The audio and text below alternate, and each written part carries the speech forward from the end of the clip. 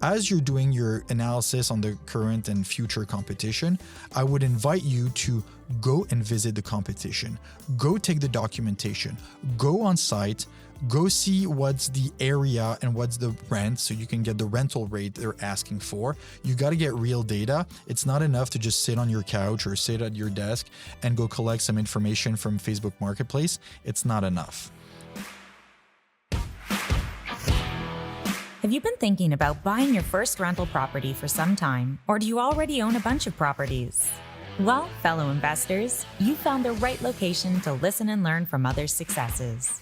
Welcome to The Very Real Estate Effect with your host, Axel Monsaingeon. Hello, and welcome back to The Very Real Estate Effect podcast, a show dedicated to real estate investing and growth mindset and buying businesses and plenty of other fun things that you like and care about. Now, I wanted to take some time today to bring you some of the experience that I'm having on the field right now in both developing a large project and managing our own portfolio, and that is on absorption, market absorption.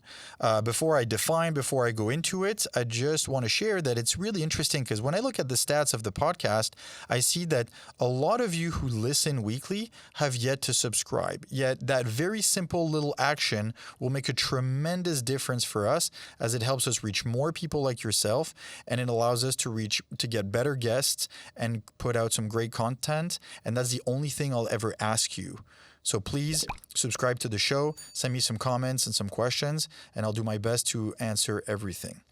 Now, jumping into it, we've heard for years there is a housing crisis. There's a housing crisis. There's not enough dwellings out on the market.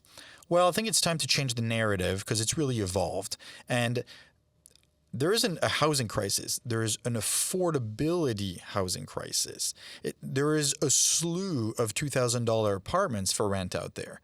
The issue is on the apartments to rent at, $1,200 and less. That there's a lot less of.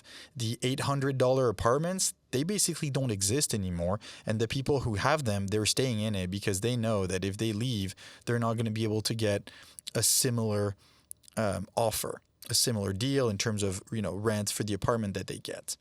And so I've been sitting down with a lot of people in financing, a lot of other developers, and we had said that the conclusion basically was that right now, market absorption is difficult. And for those who aren't familiar, what we mean by market absorption is when you put out a vacant unit, whether it's one unit or you build a 24 unit and you need to rent it, you need the market to absorb those units, i.e.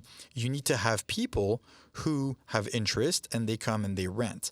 So if you have, let's say, a fourplex and you put it out there and you rent it in, let's say, all 4 units within a month, then you can say that you have very good absorption because the market absorbed those new units. And you may think, oh, it's trivial. It's just 1 or 2 units. Of course they're going to get rented. Okay, but think of the developer who's building a 200 unit. He's got 200 apartments to rent. That means that he's got to pay to find 200 individuals and families who want and are willing and able to live there and to pay that rent.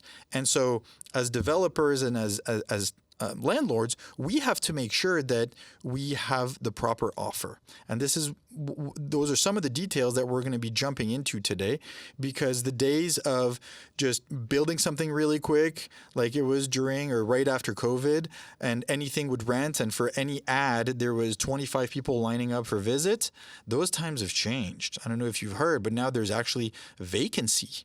There's apartments that sit vacant right now, and more developers and landlords are giving incentives, 1 month free, 2 month free, 1 month free, and a new television, or they're adding, access and amenities and other services to beef up their offer so that they get more rentals.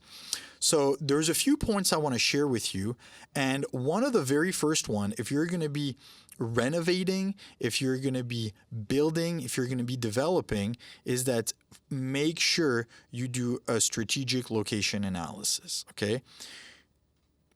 Real estate is location, location, location, the 3 rules of real estate. It hasn't been more true than today.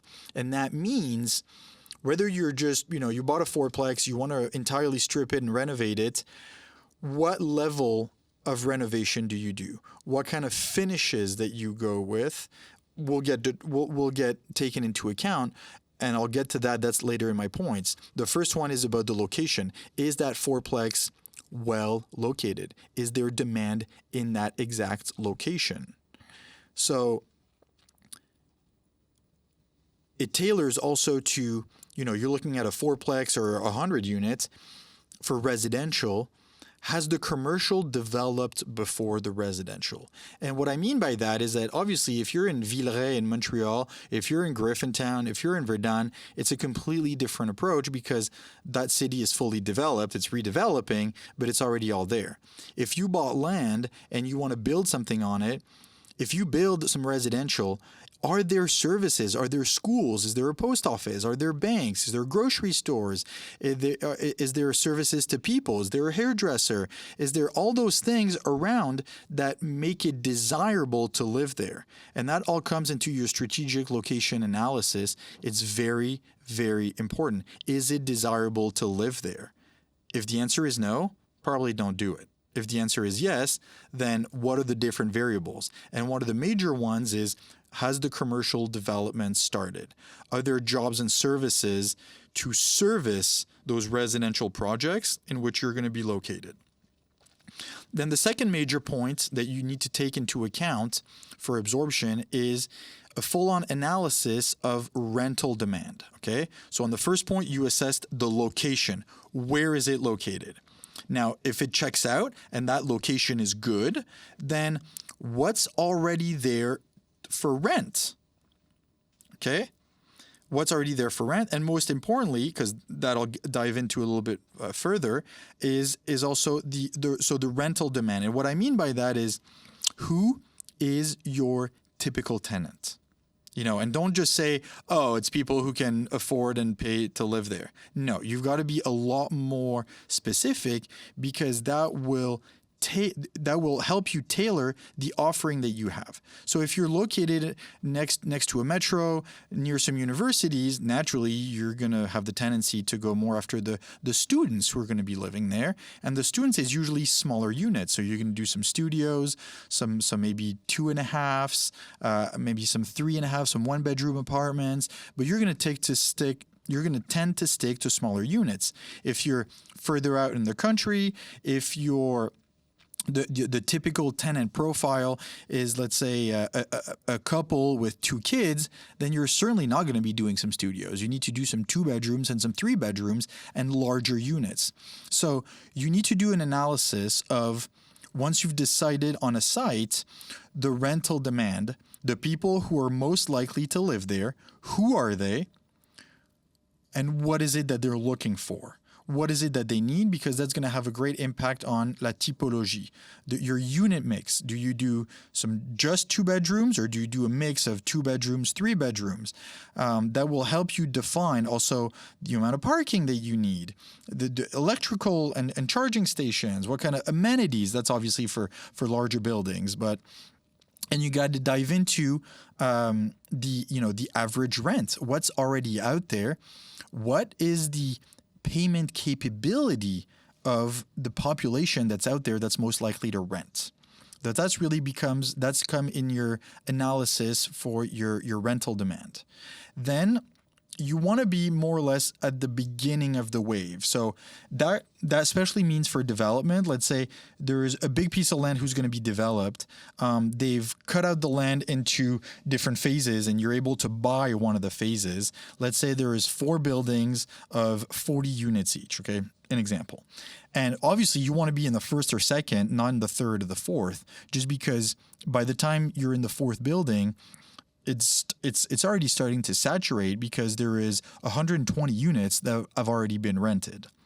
If you're in the middle of Montreal, obviously it's a slightly different wave and cycle because there's almost always demand, but that's especially for developers. So going back to the rents and your demand and rental analysis, you have to also look at the evolution of rent. It's not enough to say, oh, people pay $4.5, pay $1,200 for a 4.5. Okay, what kind of 4.5? Is it new? Is it Is it an older building? What kind of amenities, what kind of parking, what kind of location, and all this. And that really comes into the growth of the sector. So same thing, whether you're in Lachute or in the middle of Montreal is not the same thing. The evolution of rent is directly going to be related to obviously the supply of new apartments. So how many more new buildings are going to be built or renovated within that street, within that neighborhood, and also how much demand is going to increase, because the rents is really just the price, and the price is determined by supply and demand. So let's say we're building a lot, so there's going to be a lot more supply, but there's 2 new factories coming in and they each have 3,000 workers, then, you can be pretty certain that demand is going to keep increasing. And you have to look at rents because, I've heard of cases where developers, like, they've adjusted their rent roll, it kind of worked, and then it worked on paper, and then a year later when the building is finished and stabilized, they're actually not renting for $1,400, they're only renting for $12,500, and that creates a gap. And that $150 may not seem like much, but once you multiply that times 32 units times 12 times 12 months a year, it makes a huge dent in your revenue. And also, depending on the financing you're going to get, you need to get the CMHC approval.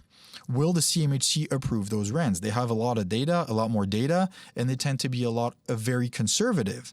So you don't want to be stuck in a position where you finance CMHC your build, and then the CMHC won't release the last déboursé, the last payment, just because you can't provide the necessary rental guarantees that you were supposed to achieve, the rental achievements, the rental guarantees. So if you did a pro forma renting your units at $1,400 and you only get $1,250, well, you may not get your last the last part of the budget that's been allocated on your loan.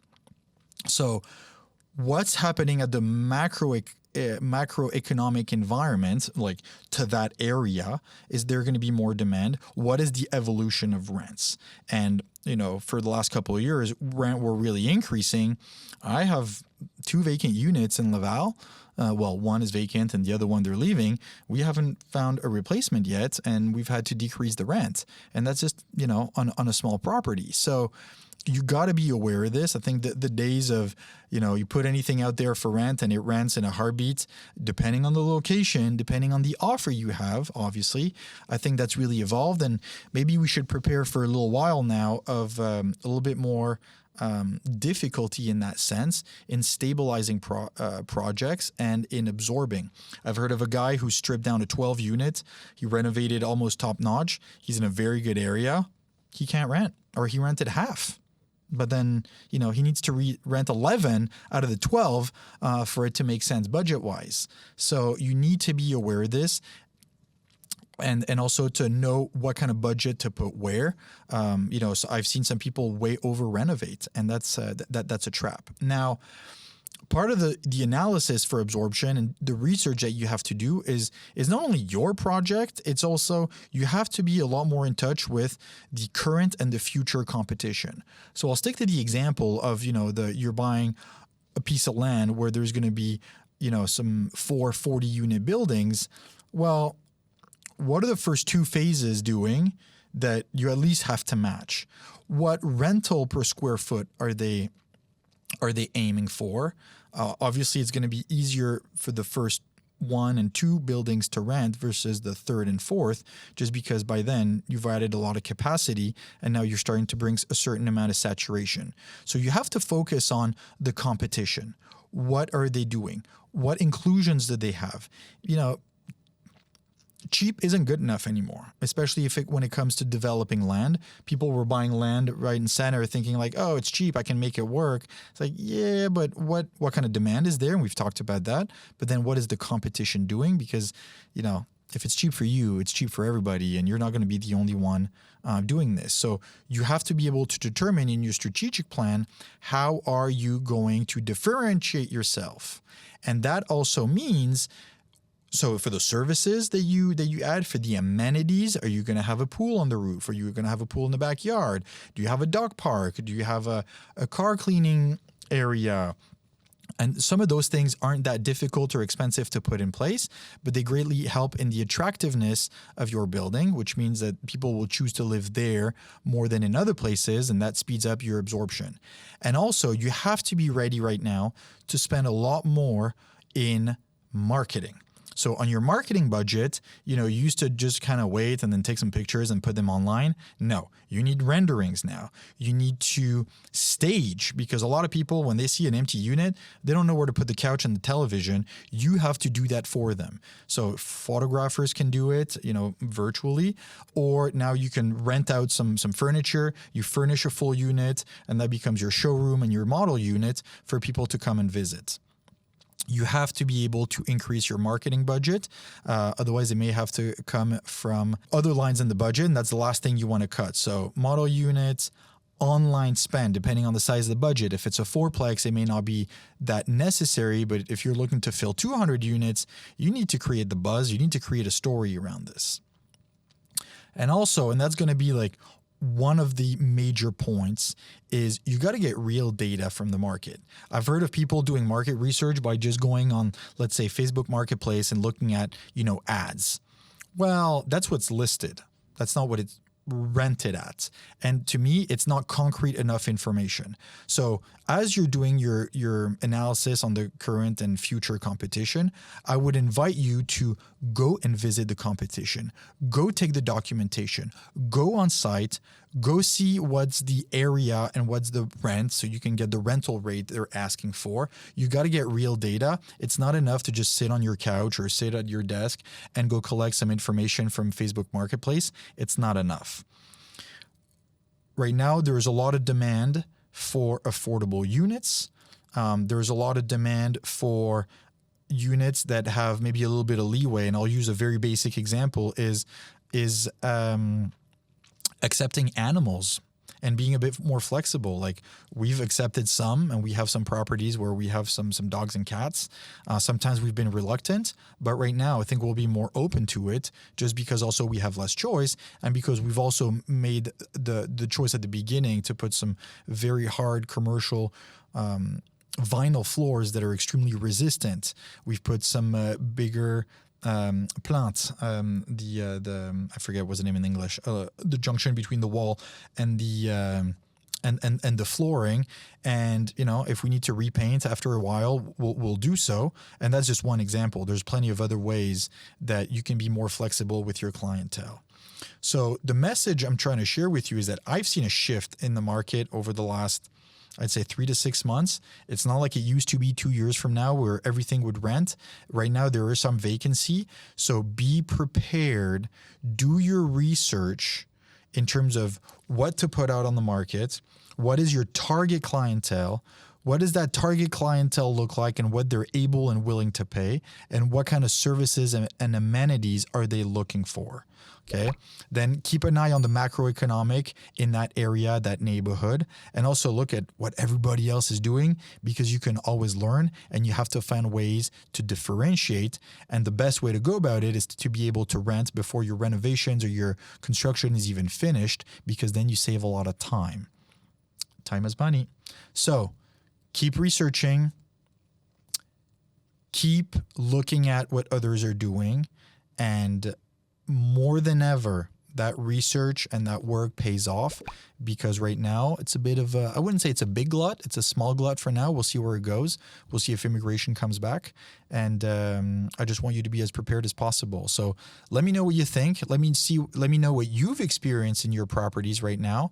And I'll be happy to share some of it on the air with the entire audience. So thank you very much for this episode, and I'll talk to you next week. Have a wonderful day. Bye-bye.